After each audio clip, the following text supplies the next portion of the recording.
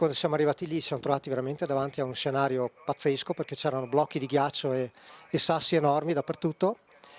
E abbiamo cominciato a cercare, poi sono arrivati altri soccorritori chiaramente e comunque le prime vittime sono state tirate fuori. Sono riprese all'alba sul ghiacciaio della Marmolada alle ricerche dei dispersi per essere poi sospese a causa della pioggia e riprendere nel pomeriggio in azione droni ed elicotteri, troppo alto il rischio di ulteriori crolli per procedere a piedi sul ghiacciaio. Sono quelli che ti garantiscono di non mettere a rischio i soccorritori, perché ovviamente se ci sono rischi di ulteriori distacchi mandare i soccorritori sotto è molto rischioso, mentre il drone, se dovesse succedere perdiamo un drone, ma non è la fine del mondo.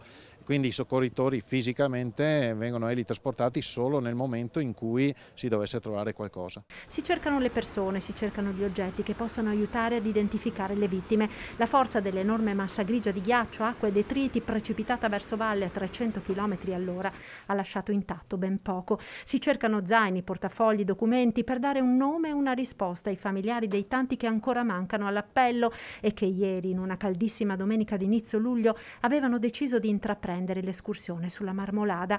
Una splendida giornata festiva e questo purtroppo ha aggravato il bilancio della tragedia.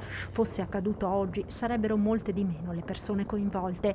Alpinisti comunque esperti, in cordata con la guida. Alpinisti che stiamo scendendo alla Marmolada, insomma, cioè, con la corda, attrezzatissimi con i ramponi e tutto quanto, anzi sono stati veramente tanto sfortunati, ecco, in questo caso qui.